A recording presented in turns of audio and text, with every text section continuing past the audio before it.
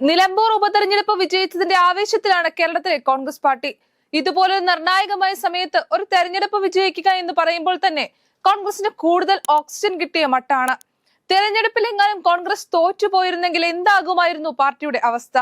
ഇനി ഒരിക്കലും കേരളത്തിന്റെ അധികാര കേന്ദ്രങ്ങളിലേക്ക് കടന്നു വരുവാൻ കഴിയാത്ത വിധം വലിയ പ്രതിസന്ധിയിലേക്ക് പാർട്ടി വീണു പോകുമായിരുന്നു.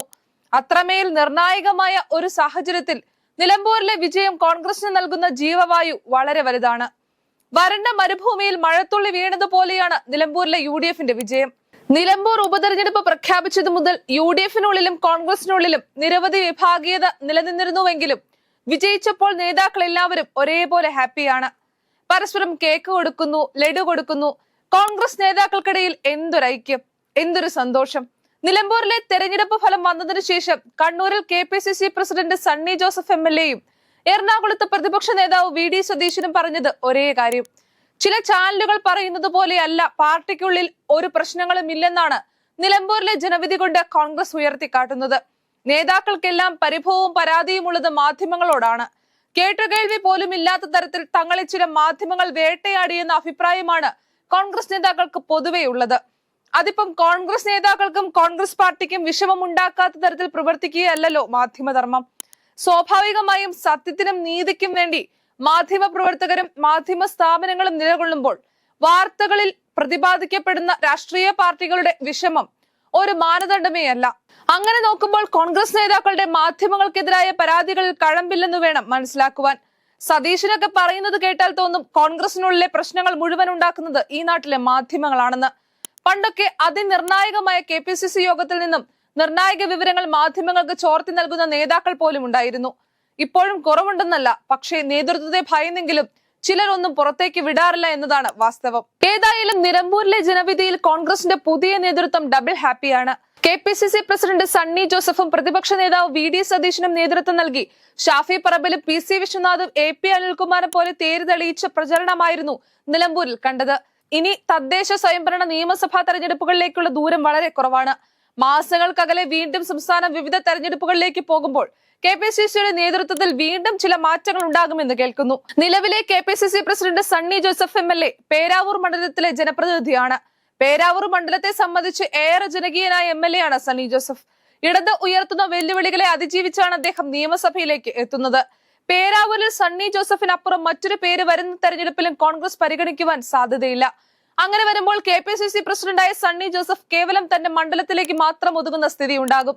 ഏത് തെരഞ്ഞെടുപ്പാണെങ്കിലും കേരളം ആകെ ഓടി നടന്ന സംഘടനയെ ചലിപ്പിക്കേണ്ട ഉത്തരവാദിത്തമുള്ള ആളാണ് KPCC പ്രസിഡന്റ്. അത്രമേൽ ഗൗരവകരമായ ഉത്തരവാദിത്തമാണ് KPCC അധ്യക്ഷൻ എന്ന സ്ഥാനം. അങ്ങനെയുള്ള ഒരു സ്ഥാനത്തിരുന്നു കൊണ്ട് ഒരു മണ്ഡലത്തിൽ മത്സരിക്കുക എന്നത് പ്രായോഗികമായ കാര്യമല്ല. എന്നാൽ മുൻപ് ചില നേതാക്കൾ അങ്ങനെയൊക്കെ ചെയ്തിട്ടുണ്ട്.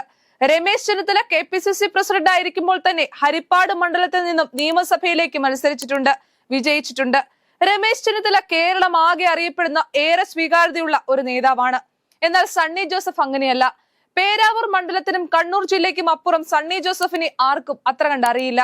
അങ്ങനെയുള്ള സണ്ണി ജോസഫ് ഒരേ സമയം MLA ആയി മത്സരിക്കുകയും KPCC പ്രസിഡന്റായി പ്രവർത്തിക്കുകയും ചെയ്യുക എന്നത് എളുപ്പമല്ല. സാധാരണ നിലയിൽ KPCC പ്രസിഡന്റ് മത്സര രംഗത്തേക്ക് വരുമ്പോൾ പകരം ചുമതല നൽകുക KPCCയുടെ മറ്റു വർക്കിംഗ് പ്രസിഡന്റുമാർക്കായിരിക്കും. എന്നാൽ KPCC വർക്കിംഗ് പ്രസിഡന്റുമാരായ PC വിശ്വനാഥും AP അനിൽകുമാറും നിലവിൽ MLAമാർ തന്നെയാണ്. വരുന്ന നിയമസഭാ തെരഞ്ഞെടുപ്പിലും രണ്ടുപേരും മത്സരിക്കുകയും ചെയ്യും. AP അനിൽകുമാർ വണ്ടൂർ നിയോജക മണ്ഡലത്തിലെ പ്രതിനിധിയും PC വിശ്വനാഥ കുണ്ടറ മണ്ഡലത്തിലെ പ്രതിനിധിയുമാണ്. ഈ രണ്ടുപേരും മത്സരിച്ചില്ലെങ്കിൽ ഈ രണ്ട് മണ്ഡലങ്ങളും കൈവിട്ടു പോവുകയും ചെയ്യും. അതുകൊണ്ട് തന്നെ അവരെ മത്സരത്തിൽ നിന്നും മാറ്റി നിർത്തിയുള്ള ഒരു പരീക്ഷണത്തിനും കോൺഗ്രസ് തയ്യാറാകും എന്ന് തോന്നുന്നില്ല. ഇനിയുള്ളത് വർക്കിംഗ് പ്രസിഡന്റുമാരുടെ കൂട്ടത്തിലെ ഒരേ ഒരാളാണ്. അത് വടകര MP ഷാഫി പറമ്പിലാണ്. ഷാഫിക്ക് KPCC പ്രസിഡന്റ് ചുമതല നൽകുമ്പോൾ ഒരുപാട് ഗുണങ്ങൾ ഉണ്ടാകുമെന്ന് കോൺഗ്രസ് നേതൃത്വം കരുതുന്നു. ഇന്നിന്റെ വർത്തമാനകാല രാഷ്ട്രീയത്തിൽ ഏറ്റവും അധികം ആൾക്കൂട്ടങ്ങളെ സൃഷ്ടിക്കുവാൻ കഴിവുള്ള ഒരു രാഷ്ട്രീയ നേതാവാണ് ഷാഫി പറമ്പിൽ. സാക്ഷാൽ ഉമ്മൻചാണ്ടി എങ്ങനെയായിരുന്നു അതേ നിലയിൽ തന്നെ ജനങ്ങളെ കയ്യിലെടുക്കുവാനും ജനകീയത നിലനിർത്തുവാനും ഷാഫി എന്ന ഉമ്മൻചാണ്ടിയുടെ ശിഷ്യന് കഴിയുന്നുണ്ട്. വർഷങ്ങൾക്ക് മുൻപ് KSU സംസ്ഥാന പ്രസിഡന്റ് ആയിരിക്കുമ്പോഴാണ് ഷാഫി ആദ്യമായി പാലക്കാട്ടേക്ക് മത്സരിക്കുവാൻ വണ്ടി ഇറങ്ങുന്നത്. അക്കാലത്ത് CPMന്റെ ഏറ്റവും പ്രമുഖനായ ഒരു നേതാവിനെ അട്ടിമറി വിജയത്തിലൂടെ പരാജയപ്പെടുത്തിയായിരുന്നു ഷാഫി നിയമസഭയിലേക്ക് എത്തുന്നത്. പിന്നെയും ആ വിജയം പലതവണ ആവർത്തിക്കപ്പെട്ടു.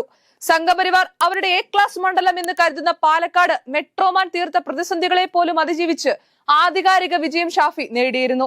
പാലക്കാട് MLA ആയി തുടരുമ്പോൾ തന്നെ വടകരയ്ക്ക് പോകണമെന്ന് പറഞ്ഞപ്പോൾ ആരോടും പിണങ്ങാതെ പരിഭവം പറയാതെ ഷാഫി പാർട്ടി ഏൽപ്പിച്ച ഉത്തരവാദിത്വം ആവേശത്തോടെ ഏറ്റെടുത്തു. KK ശൈലജ എന്ന CPMന്റെ ഏറ്റവും ജനകീയയായ ഒരു മുഖത്തെയാണ് ഷാഫി 1.5 ലക്ഷത്തിലേറെ വോട്ടുകൾക്ക് പരാജയപ്പെടുത്തിയത്. പാലക്കാട് കണ്ട അതേ ഷാഫി പറമ്പിൽ മാജിക് തന്നെ വടകരയിലും കേരള ജനത കണ്ടു. കോൺഗ്രസിനുള്ളിലും ചെറുപ്പക്കാരെ അടക്കം ഒപ്പം നിർത്തുന്നതിൽ ഷാഫി ഏറെക്കുറെ വിജയിച്ച മട്ടാണ്. യൂത്ത് കോൺഗ്രസ് സംഘടനാ തെരഞ്ഞെടുപ്പിൽ രാഹുൽ മാങ്കൂട്ടത്തിലിനെ സംസ്ഥാന പ്രസിഡന്റ് സ്ഥാനത്തേക്ക് മത്സരിപ്പിക്കുന്നതും വിജയിപ്പിക്കുന്നതും ഷാഫി തന്നെയാണ്.